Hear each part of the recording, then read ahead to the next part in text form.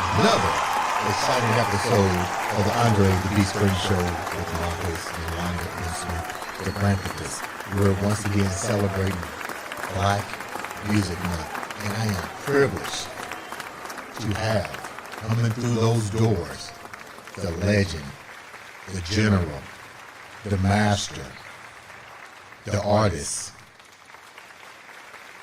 The list goes on. The promoter, the entertainer, the new innovator, the talent researcher. The list goes on. Welcome to the studio, my man, Sid, Uncle Jamz Johnson. Did I do it right? Hello, everybody out there. Man, he gave me so many titles until I was like, But can I live up to that one? you've already lived up to them. Well, I don't know about a couple of them that you gave me. I'm not so sure about that. They're still works in progress, you know. But, I'll own the good things, and I'll disown the bad things. We're going to talk about the ones that you own, the one you disown, the what, the who, what, why, and how. So tell the viewers a little bit about you, because I mean, this episode is a little bit different. I'm not going to control the narrative, and the reason for that is pretty simple. I don't know all there is to know about you. Your bio was like, did you get my bio, Andre? Yeah, I got the book. So instead of me talking about the bio, I want to make this episode more about you telling us the history of music, your role in music, and then I will ask the questions as you take control of the Andre The Beast Crayton Show. Okay. I was told, and I have no memories of this, but I was told by some family members that I used to like Elvis Presley. I don't recall liking Elvis Presley at all. You need to find out who that was that told you that. And I don't want to own that, but I do know that I enjoyed the Beatles in 1964 when they were on the Ed Sullivan Show. And I feel like that was my official introduction into saying I definitely want to do something in music, because it was really fascinating to hear those guys from England be on the Ed Sullivan Show and have all those girls screaming and going crazy. And I thought, wow, what is this? Tell the viewers about the Ed Sullivan Show briefly, because this is a whole new generation. I remember the Ed Sullivan Show, but they don't know what it would be. Oh, yeah. I mean, if you didn't get on the Ed Sullivan Show, You wasn't nobody. then you were not anybody. And everybody was on the Ed Sullivan Show. And sometimes the Ed Sullivan Show was overbooked. It was kind of like a star search before Star Yes. Search. I remember the late, great, the Queen of Soul was booked on there, and they overbooked, and she got bumped, and she left out of the studio crying. She was only like 18 years old when she got her major label record deal, and they put her on the show. And according to the story that Aretha told, she said they told her, could you change gowns? That first one is a little too low cut, showing too much cleavage. So she said luckily she had another gown and changed. Then the next thing she heard on the voice coming over the intercom back in the dressing room, we're sorry, Miss Franklin, we've overbooked tonight, so we will not have you on the show. And she said she left out crying. Man. So that's how significant the Ed Sullivan Show was. Right. And she said many years later she got a correspondence in the mail talking about her check, and she thought, well, I didn't even appear on the show, but I sure will take the check. Who's going to turn down some money? Yeah, right, exactly. And I remember that show, and I remember watching that show all the time. I saw James Brown on there. I saw the Temptations on there. So for me, it You wasn't... know what? It was the first time I saw the Jackson 5. Okay. And it wasn't just about the impact that the Beatles had. It was the fact that being able to see that miscegenation of all those different genres of music, and that had a great impact on me. I grew up in a typical black household in Indianapolis over by Crown Hill Cemetery on Boulevard Place. Okay. And in my household, there was Mahalia Jackson playing on the record player. For you young people who don't know what a record player is, that's what we had back in those Wax. days. Yeah, there was, like I said, Mahalia Jackson, there was Dinah Washington, there was Lou Rawls, there was B.B. King, there was Bobby Blue Bland.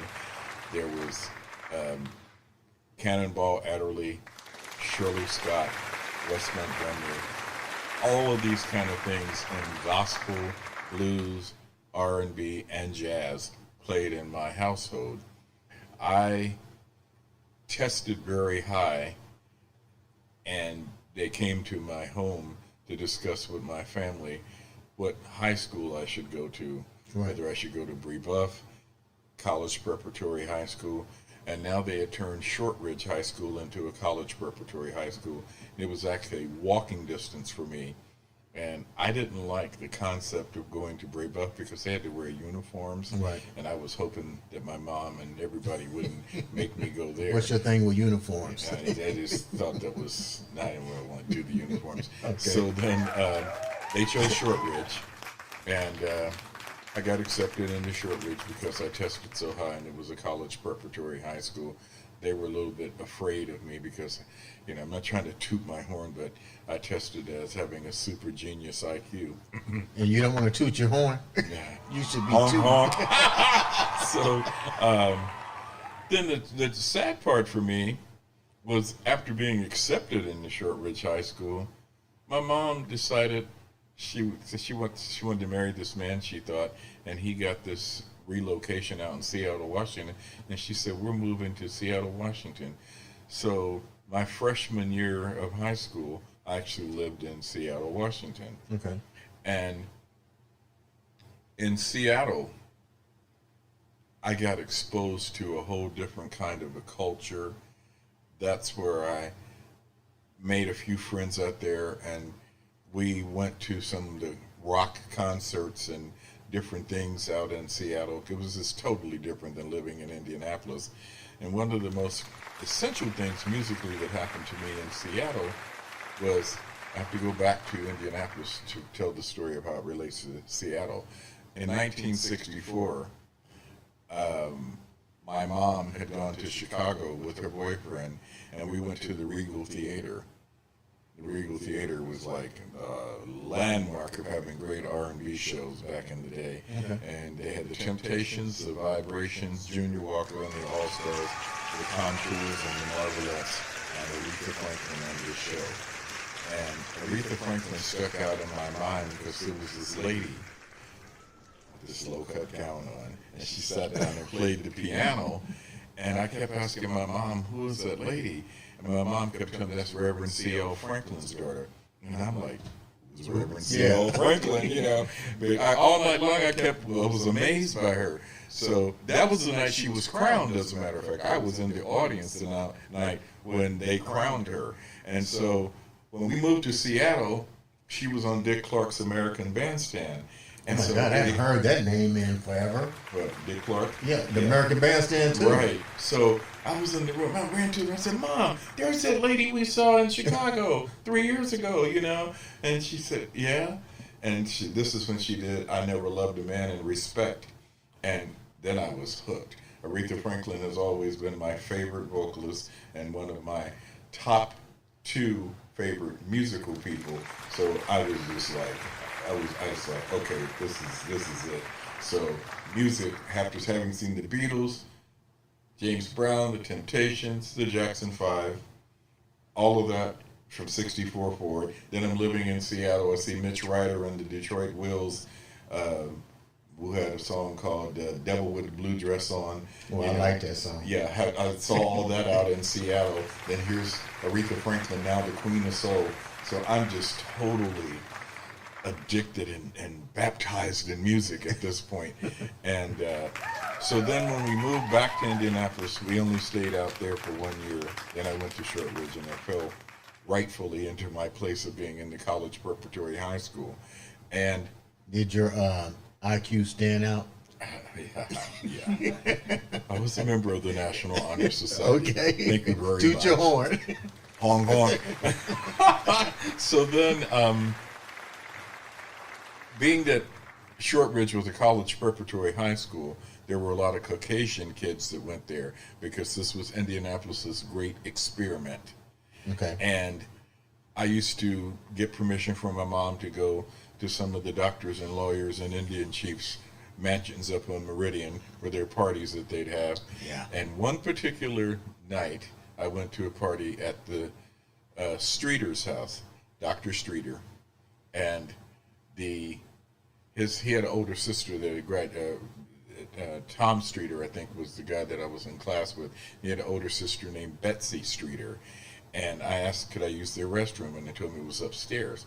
So I went upstairs and I used the restroom. And as I was walking down the hall, I glanced over to my right, and it appeared to be a girl's bedroom, and it was Betsy's bedroom, but I didn't know it.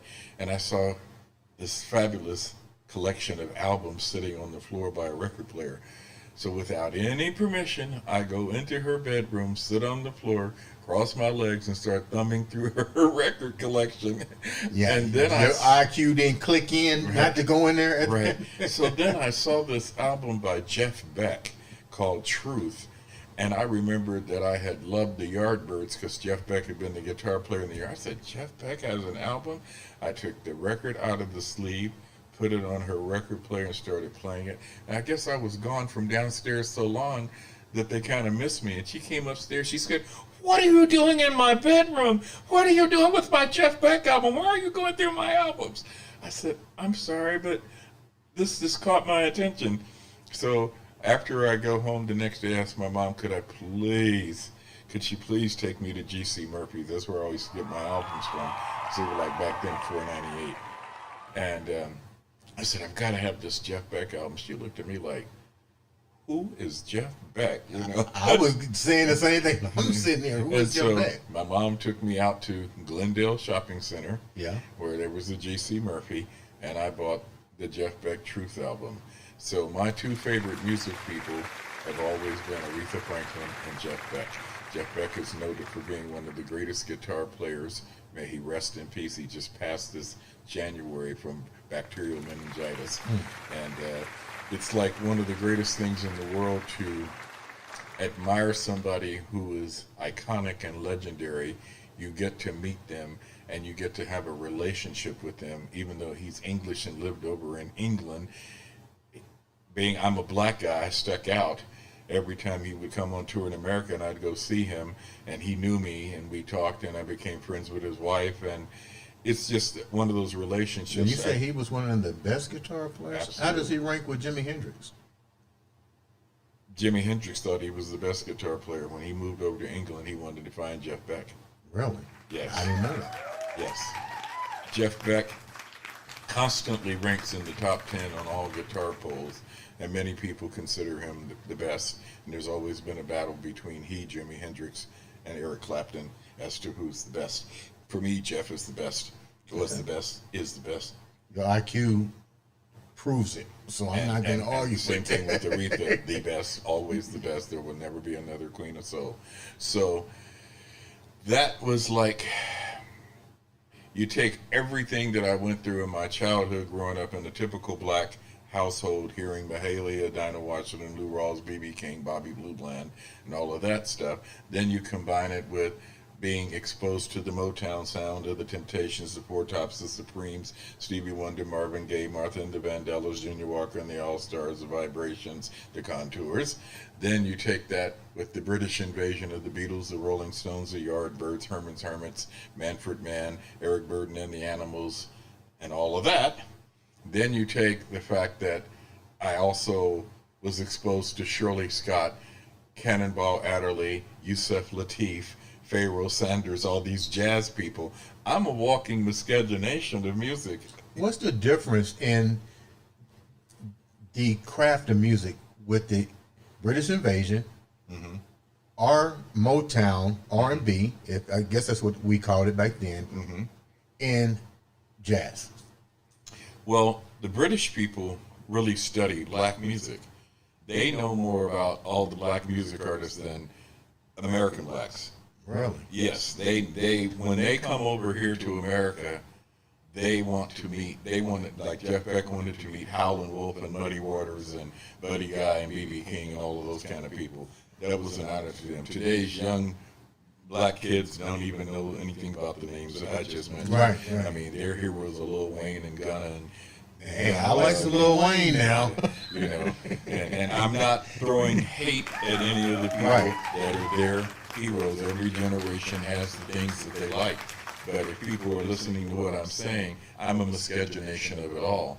And I think that's what's missing with a lot of the young people today. just going to ask you that. Only focus in on one type, and they don't have any variation. It's just the same as if you were to feed your kid Burger King every day. How horrible that would be. If you need a variety in your life. You have a right to like what you want to like, but at least be exposed to the other things, you know. So I've been exposed to it all. I've heard some really crappy music in every genre, and I've heard some really good music in every genre. So I'm at the point in my life now. Hold that thought. How do you determine really crappy music and really good music? Trust me, I know. Your IQ validates it, right?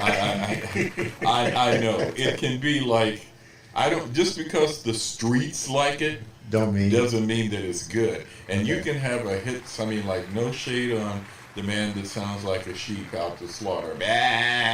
Keith Sweat. You know, I have to give Keith credit. He constantly stays on the road. He's the hardest working man in R&B right now. He just got off the tour with the New Edition, but he's out now doing dates all over the place.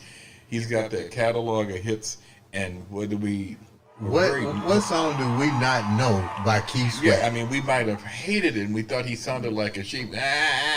But we was humming it. They kept playing it over and over and over until I want to give you my life. I mean, you just start, it's just there, you know, you can't do anything about it. So this is what happens with a lot of the young kids of today. Some of this stuff gets drilled in their head, and it's not whether it's really good or not, but it's okay if they like it. Answer your question real quick. It's okay, you know. What made, you touched on something with the Keith Sweat, because believe me, I was rolling up and down 38th Street with How Deep Is Your Love and all the other ones, back and forth, wasting gas. It's a right and a wrong way That's to right. love somebody. Yeah. You know? What you said you heard it over and over again. What's the difference between what he did versus what you're trying to educate the young up and coming artists today? There's this thing called being an outlier or an anomaly. Like we have today, Lizzo, she's an outlier. Lil Nas X, an outlier. Blueface, an outlier. There are people that come along every once in a while, and you just kind of wonder, what made them really click? Right. So when you look at all of the R&B singers during the same era of time that Keith Sweat hit, there were certainly people that, as singers, could sing a lot better. But and the same could apply to Mary J. Blige, because when she first started hitting, she had a big problem with pitch, and some of her producers were taking samples, mixing in with live music, and there would be 3 different keys. She's singing in one, the samples in one, and the live musicians are playing in another. But the stuff felt good to people. It resonated, like the black women that had gone through abuse and troubled relationships, and that heartache and pain, they could relate to Mary. And so the songs that Keith Sweat had, like I Give You All My Love, Right and Wrong Way to Love Somebody, I Wonder, those things, you know, they resonated with people. And see, what we have nowadays, we don't have a lot of songs that resonate with people. This stuff seems like it's just like factory driven, like it's automation, you know, it's too much. There's no heart and soul. What do you think made Mariah Carey so extraordinary in the brief time that she was? No disrespect to her, but I really didn't, and I'm not a vocalist, so I don't know, but the high-pitched screaming, I thought that was cool, but I really wasn't resonating to any of her music. Mariah is, and I can't throw any shade at Mariah because that I have a piece of her big hit, We Belong Together, and I thank you. I was able to buy a lot of furniture and stuff off of that. Love you, Mimi. But I could say that she sort of was an anomaly as well. When she came, what was her clique? When she came along, the first thing, people couldn't tell whether she was black or white. That was confusing to people. And she had these tunes that were very well crafted, and hit that commercial spot on people. And Okay. they played her like crazy. Whether you really liked it or not, you heard it all the time. And then when she would do the whistle notes, that's what you call that she does, they'll be like, oh my God. Yeah, that's So, what I said. you know, I was when like, she oh. whistle noted, it was over. She can't dance a lick. You know, it's like you're just totally floored by the whistle note and then the crafting of the material.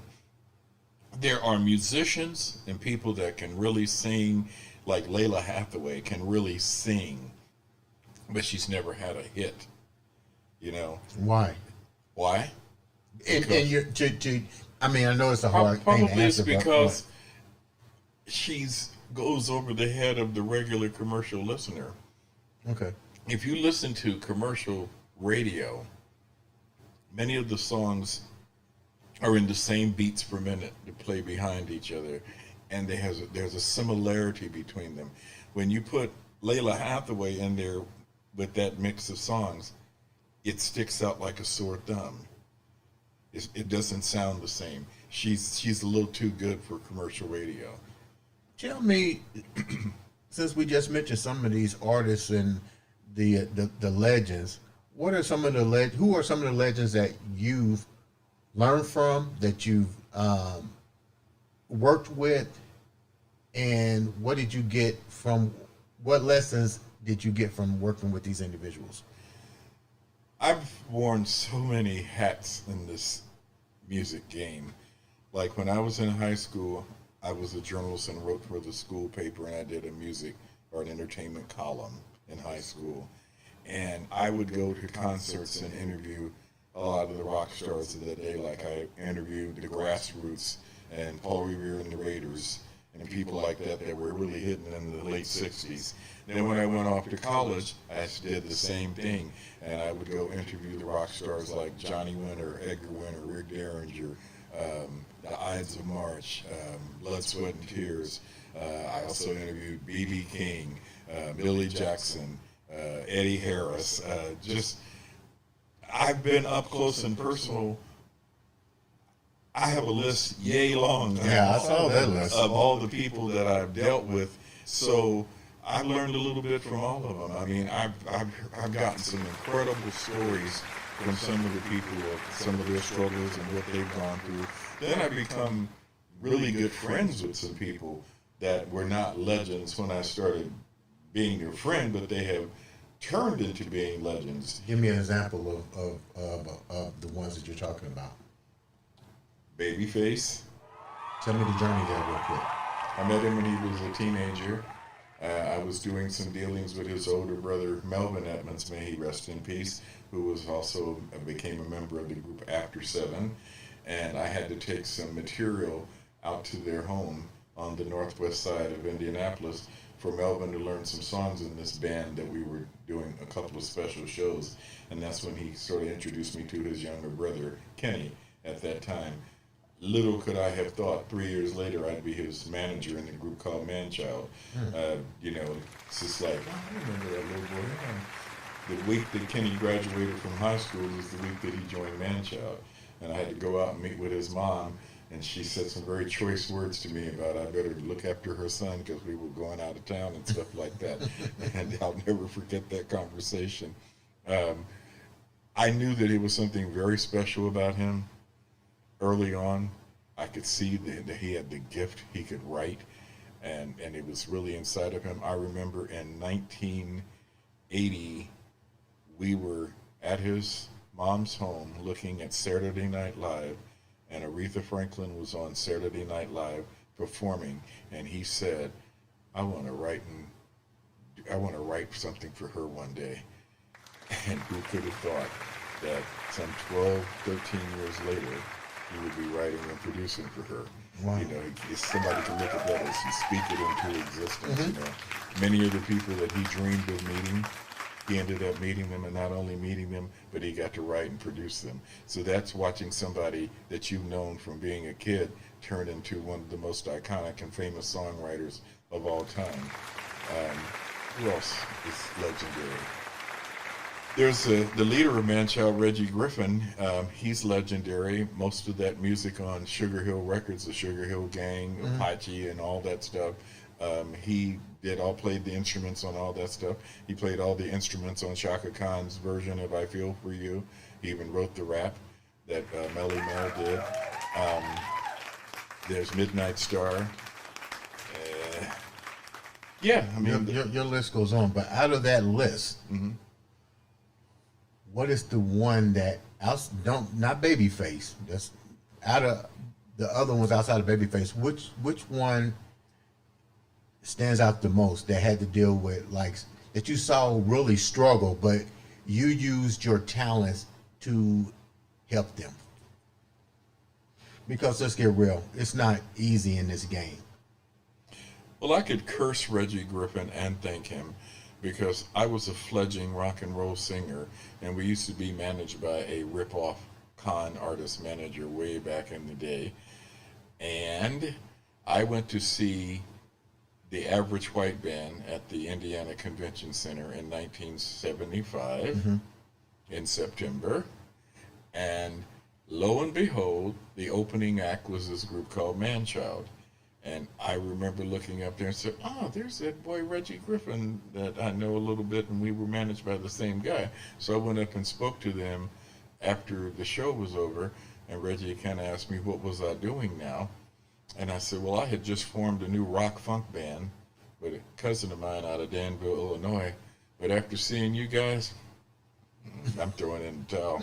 We can't hang with you. Y'all bad. He said, well, here, take my number. Do me a favor and call me tomorrow. There's something I want to talk to you about. So I kind of went home and thought, what in the world does he want to talk to me about? Right. So when I called him, he said, I got this idea about, you joining the band and playing Briefcase. And I thought, what is that? So they were getting ready to play at this place called Gordy's Lounge up at 38th and Sherman Drive. They were doing a residency there for a week. Okay. So I went up to Gordy's Lounge to see them, and this was like not from them being the opening act on the Average White Band show. This was a night where they do 3 sets, and I got to see them in full force. They were just really bad.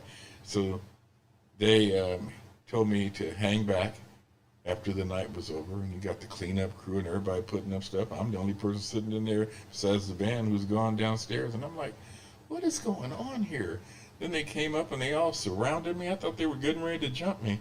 They said, we just went downstairs and voted, and you're our manager now. I was like, I didn't audition for being a manager, but that's what he meant by playing Briefcase. Did you have any experience at that time other than... Well, he knew of my abilities because I had booked another band that he was in called the Soul Continentals at my college on a show, and he knew about my journalism, and he was like extolling about, you're the only person I know at your age that knows business and knows that kind of thing. And I would do writings about the business of the music, so I was already, I guess we're going to talk about that IQ, I was already there, I remember when I started managing Manchild, I told him, I said, well, I appreciate you all wanting me to do this, but we've got a problem. I said, because I'm already booked on a flight to go and visit a friend of mine out in South Carolina, because when I used to live in San Antonio, Texas, when my dad was stationed in the Air Force, he was friends with Sergeant Richburg, and Sergeant Richburg had some sons and daughters, and I became friends with them, and their family moved back to South Carolina, where they were from, after his journey in the Air Force was over. So I was going to go visit my boy that, stayed in South Carolina, because I'd never been to South Carolina. So I was like, well, y'all got these couple of gigs coming up while I'm going to be gone, and I don't know if I can take the response. They said, it'll be okay. Just call these club owners and introduce yourself and tell them that you're manager now, and you can designate one of our roadies to just handle some of the little stuff in your absence. Man, the club owners did not like me. Because when I called them, I was saying we're going to have contracts now with contract writers, and they called Reggie and said, who is that British proper talking MFer? Is he white? What is it? And they were like, well, no, we want to do this. Reggie said, hey. And I told him, I said, there's a new sheriff in town now. So what made Manchild different in from the artists that you're working with now, as far as bands and the way they structure things? You had to see something about them, and they had to see something about you. What is different from there to now? Well, Reggie Griffin was an immense talent. He played saxophone, he played guitar, he played keyboards. He actually can even play trumpet and play drums and bass and play harmonica. He plays everything. He's a musical virtuoso. So I was very impressed with that. Plus, he was a Jeff Beck fan. He was a wizard. Well, he was your buddy now. Yeah, he was influenced by Hendrix, Santana, John McLaughlin, and Jeff Beck. So he was a guitar player all rolled in one, and I loved the guitar, so he could. I remember one day he could play back the entire Jeff Beck Blow by Blow album. And I went up to his room and he said, "Oh my God, this dude is just amazing." So with Manchild, they were very intense. They put on a show. I was able, through my cousin Charles Williams, may he rest in peace, who worked in the mayor's office at that time. We were able to get a Manchild Day from Mayor Hudnut. I was able to take them from the hood and make them become a household name. And so I've used that approach throughout my career when I work with artists. I try to expand their brand, expand their horizons. If I see something in them that I think can work, I try to take it and expand on it. There are times that I pass on people because I don't see that there's really anything I can do for them. There are some people that have it, and there's some people that just don't have it. Has it ever happened to you that you passed on an artist and they wind up actually succeeding? I can't really think of anybody that I passed on that has succeeded. I can think of some people that we fell out along the way, that they no longer work with me and they went backwards. We can mention their names. I can think of some people that it's happened that way, that they probably thought the grass was greener on the other side, yeah. but they didn't get that real green grass on the other side. I really can't think of anybody that I passed on that really blew all the way up, because I'm a little picky. I'm not really a people person. I'm a true to form moody Capricorn, and I'm very Could you repeat that again? Because I was just saying that to some of your proteges. I'm like, okay, he's very stern. Yeah, I'm not a people person. I am really an introvert, and I don't indulge in trivial bull crap. Yeah. That's not the kind of guy that I am. I don't drink liquor. I don't smoke tobacco. I've never tried it. I've never tried marijuana. I'm not the kind of person that is impacted by what the crowd likes. And I tend to gravitate towards people that would be in my personal life that are like that as well. That was one of the things that made Kenny, Babyface Edmonds, and I click. We used to come from Indianapolis and go over to Cincinnati to Kings Island all the time and just ride the beast over and over till we were dizzy. We would do that kind of thing, and we would go see movies because, he didn't drink and he didn't smoke, he didn't do all that kind of thing. See, a lot of people don't realize that the seeds you plant and the way you take care of that seed will determine the crops you grow and what kind of crops you will have. A lot of the musicians that were really good in Indianapolis back in the day, from the Manchild days forward, were good musicians, but they had baggage. They had a lot of kids by a lot of different women. They had child support issues, or some of them may have had drug abuse problems or alcohol problems. And Kenny never had any of that. That's why he was able to have a leg up on all the other people that sometimes they hate on him because of his success and feel like he should come back to Indianapolis and wave a magic wand and help everybody. But when we moved, I helped him drive to LA. Oh my God, the worst thing in the world, that drive. When he moved out there in 1985, I think it was, he didn't have baggage. No bastard children, no drug problems, none of those things that I talked about. He was able to pack up and move out there, and look at what had happened for him. Some of the people that have talent, they never were able to get up and move like that because they already had 4 and 5 kids. And you can't have a bunch of kids and really do music because it's just not really going to work. You now still in business, and now you evolve with the time. You have a entourage of young talent. Tell the viewers about that. We're live. This is Andre The Beast Crayton Show. Subscribe, like, share. Uncle Sid Johnson, Jamz is on the show. We're going to be here for another 10 minutes. It's not a rush episode today. I'm privileged to have him here. It's Black Music Month. And we're going to the last day, so let's get it in. Let's get it in. So tell me about the young generation here and what you're bringing to them, man, and what makes these individual artists that is now up under the MECAP, independent artists. Like, look, I got that. MECAP is a record label and a management and a consulting company and a production company. You tell them about it. Yeah, so it's musical, entertainment, consulting, and production. That's what the acronym stands for.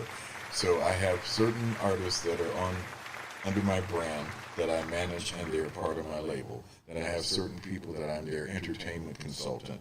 And then I have people that I just sort of advise. I believe that my responsibility is to have these younger people around me, and they be like a sponge and soak up the knowledge, because I think I have to give back and pass it on. And what I try to do, really, there was a time when I retired from this because I was dealing with this rap group out of Georgia, and they just drove me out of this game. Do I know the rap group? Yeah. Okay. They just like, it's in my bio. They took me through some changes, and I just thought, no, I don't want to do this anymore.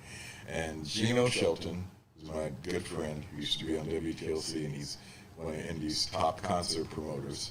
And Lucky Smith, who's the co-owner of 24/7 magazine and has DJs United Radio.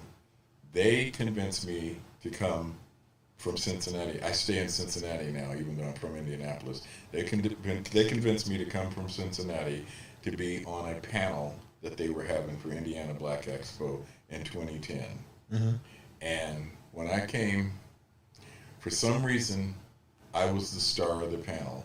Because, I guess it's an IQ thing, So I was disseminating this wonderful knowledge that made all of the singers and rappers that were there want to gravitate towards me. And I was just trying to get out of there. Right. And they surrounded me when I came off the stage, and people were rapping for me, and people were singing for me. And I heard this one young singer, and he sounded really good. And I said, I think I would like to take you in the studio. He brought that youth back, that sparkle in your eyes. Yeah, and I was like, I think you got something. So we did some things, and we charted some songs on him. I got him to open some shows for various people. I introduced him to Babyface and Daryl Simmons and Kevon Edmonds of After 7. When that's what brought me back into it, and I thought, okay, I'll start dealing with these young people again. And then we had a lot of rappers that started coming to me. Rap is really not my main forte because of the language of rap. So in 2014 at my label, I made a policy because this group that I was telling you about that took me through some changes. I read your bio. They had some unbelievable language in their songs. They were very good rappers, and they were very clever, and some of it was comical to listen to, but so potty mouth. And I remember we were out on a promotional tour, and we went by my mom's house before she passed, and she said, "Bring the boys in so I can hear their music." And I thought, oh, Mom, I don't think so. So she prepared a fruit basket and some candy and cake. She said, I like LL Cool J. And I said, Mom, this ain't nothing like LL Cool J. And that was sticking in my head, and I was thinking, all of my life, all like Man Child and all these other bands used to practice in my mother's basement. She'd cook for them and everything. And now I'm dealing with some music that I can't even let my mother hear. Yeah. So it took me a few years before I finally weaned myself, because sometimes, when you make a little money from something, you can like, okay, you kind of like, okay, I'm making money from this, even though I don't really like it. Then you have to get to the point where if you don't stand for something, you'll fall for anything. And in 2014, I got all of my rap artists on a conference call together, and I told them we have a new policy. You can no longer say the N-word, call women female dogs, call sexual genitalia by alley terms, and say anything against anybody's sexual preference, slog on anybody's religion, or height or weight. We really do something different here. No parental advisory stickers. And this is not throwing shade at any of you. If you can roll with this new policy, stay on the conference line. If you can't roll with it, I say I wish you well, just hang up and get off. And nobody got off. So from 2014 now, this is 2023, we're 9 years into being clean lyrics at Kneecap, and it will stay that way. And trust me, I have had people that do street dealings that have offered me huge amounts of bag to work with them. Say, come on, Unc, you know you can do it. I'll give you this. I've had offers of $5,000 and more to, even consult and help with people that do. I said, no. I said, because if I work with you, this is not personal, but if I work with you, then the people that I deal with in the industry, they will know that I did that for the bag, and therefore I will have compromised my principle. How many people do you know that actually do things for the bag in this industry? Because we talked off the record. Is there a numeric number that could even describe that? Let me rephrase it. How much money does it take to really to be a number one hit? $1 million. So somebody would do whatever to get that. There are people that have done whatever, however, to get on. There are some people that need knee braces at this point. This is the Andre The Beast Crayton show. It's rated R. How hard is it really? And how important this is? We're now using this new word. And explain to the viewers the difference. We're now using a new word in the music industry called independent artists. What happened that we got to this point? And what's the advantages and the disadvantages? Okay. When I first got in the music business, there were 9 standalone major labels. Now there are 3. Sony Music Entertainment, Warner, and Universal. And they have a few subsidiaries, but those are the people that write the checks. So, having said that, with streaming being the way that people hear their music for the most part nowadays, the major labels no longer have the hold that they used to have. There's more talent, there's more artistry than what they can handle. And they are not going to do a deal with you unless you have blown yourself up into the smithereens as an independent artist. In other words, they don't do development anymore like they used to when it was 6 or 7 of them, past the days of there being 9. So, having said that, the only way people can really get their musical talents, the output there now, is you have to do it yourself. And the difference between a major label and an independent artist is independent artists, they got to dig in their own pocket and do it. And you can go as far as your pocket can take you. That's the truth. You see, when you were at the major label, you're counting on somebody else's pocket to take you there. And you don't make any money at a major label until their pocket has been reimbursed. So people didn't understand the record labels give you money in advance. Yeah, it's just like if you go to the mortgage company and get a house, or go to the bank and get a loan on a car. You say it's my car, but it's not really your car, because guess what? If you don't make those payments, you know what's going to happen. It's going to get repossessed.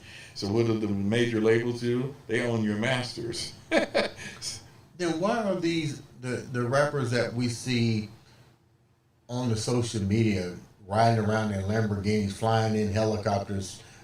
Rick Ross just bought a Lamborghini boat. Well, some of those people, if you're talking about a music video, then some of that stuff is rented stuff for the purpose of that video. They don't really own it. Okay. Someone like Rick Ross, he has amassed a great amount of wealth, so he does own that.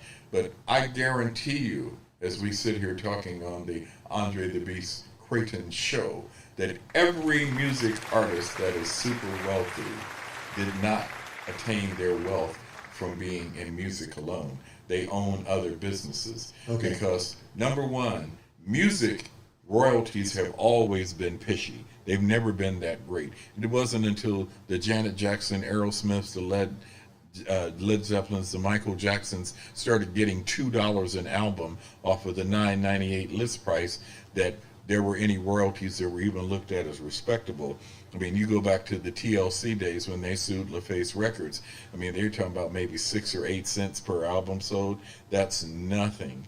But nowadays, people, they want a 50-50 deal. Mm-hmm. And then there's the 360 deal, which I don't like 360 deals. Why? Because 360 deals means that label is involved in every aspect of your income source. Back in the day, the major record label only was involved in your record sales, not in your personal appearances, or some people call it your show money, not in your merchandise, your caps, your t-shirts, your frisbees, your keychains. A 360 deal means that you as an artist, you didn't have anything anyway money-wise, so that's why you had to make the deal. So they're, okay, yeah, we buy you keychains and frisbees and baseball caps and t-shirts, and we'll get you some shows. But in the 360 deal, we split it 50-50, but you still have to pay me back for the investment I made and all that I did for you. So it's like, some people are like, well, at least in a 360 deal, you know, we're making something, but you still owe them something. Yeah.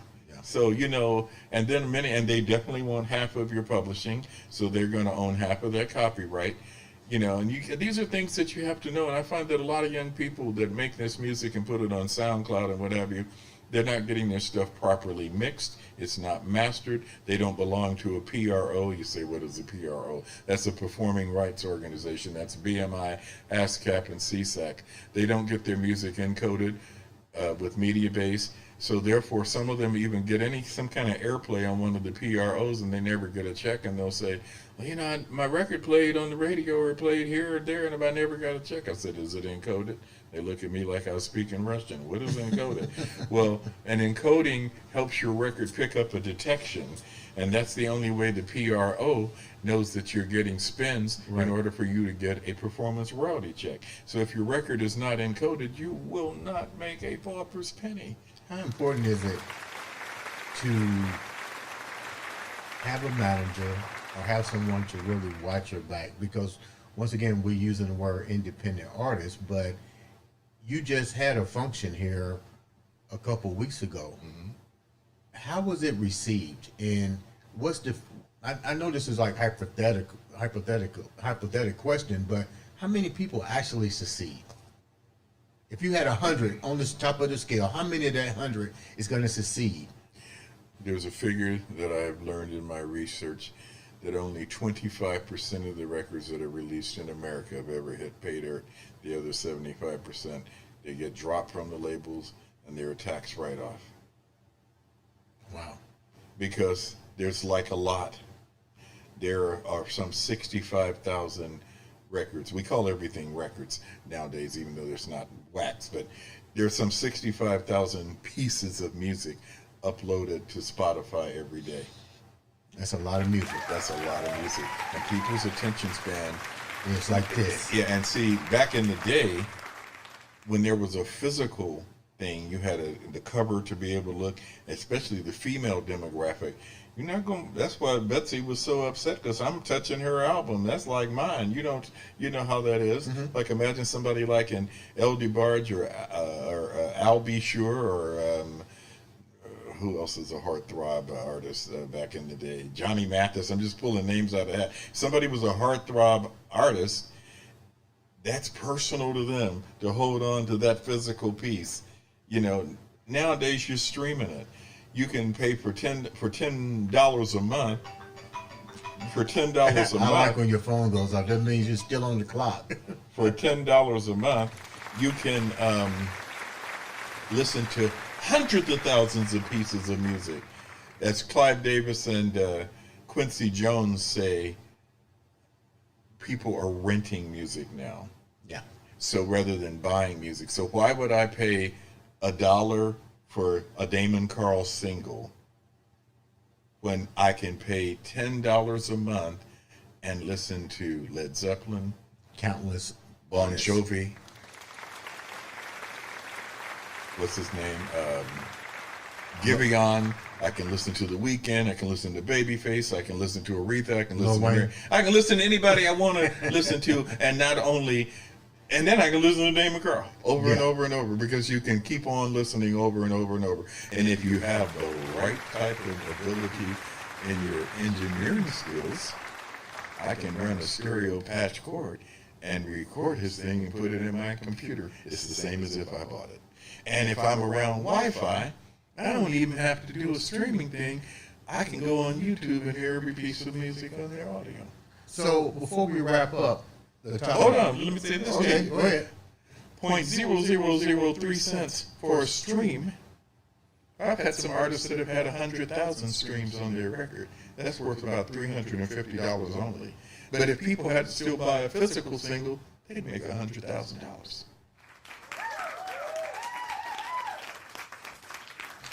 What's the end game for you? You're a legend. You have great artists. When we close out, we're gonna talk about the artists, but you're a legend. But what's the end game? You got so much knowledge. I was at the event. I saw the individuals soaking it up. What's your end game here? What do you want to leave behind as the legend? I want people to say, he tried to tell us. He tried to import the knowledge to us so that we could put ourselves in a better place. I don't know how much longer I'm going to do this, because none of us know when our clock is up. And sometimes I get really frustrated, especially when I deal with artists and they act a fool, and I feel like they are being disrespectful and disloyal after all I've done for them. But I still think I got a few more years that I want to do this. I mean, I got this one that's sitting over here that you interviewed earlier. Mm-hmm. Oh, sometimes, I want to get a baseball bat and hit a home run upside his head.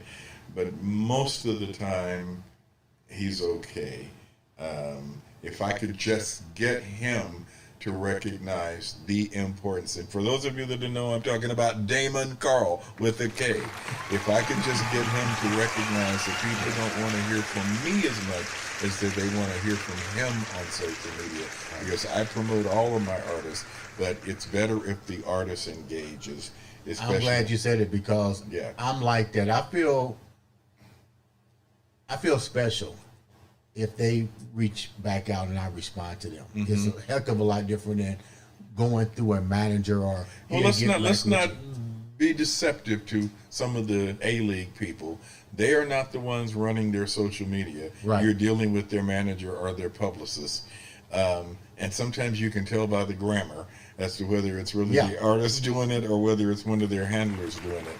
But if people will feel more inclined to want to support you if they feel like you are taking it serious, it's got to be as important to you as it is to them. Because think about it like this with music. Okay, you're asking people to invest in you. Right.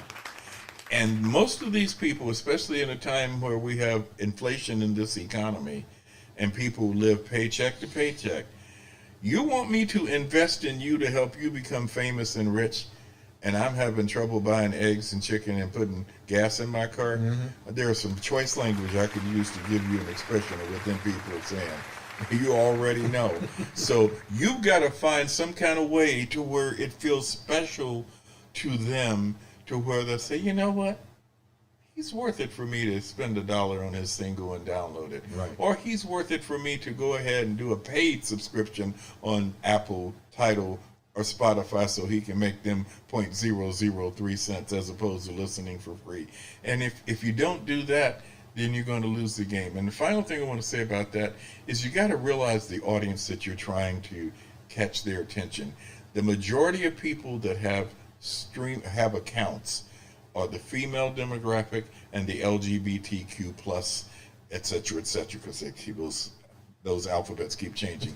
But those are the two communities, the two demographics that support music the most. If you're trying to make music for the hard ankle brothers of the hood, you are losing the battle, because they do not have any streaming accounts. They don't know. Most of them don't even have a credit card or debit card, so there's no way they can do that anyway. They're going to go somewhere and walk around and go, is the Wi-Fi free here? And listen to you on YouTube. So know what your end game is and what you're trying to do. Because I'm here and I'm accessible if you need some help. And I do not charge a lot of money for doing general consultation to help you get it out there. But if your stuff is explicit, do not hit me up, because I'm not going to compromise. How can viewers hit you up? I'm on Instagram as, well, first of all, MECAP Music has an Instagram page, MECAP Music. Then I have a Instagram page, which right now today is public, but that could change. It's Uncle Jamz with a Z and an underscore. That's UNCLEJAMZ_. And then I have a Facebook band musician page, Uncle Jamz, but there's no underscore, UNCLEJAMZ.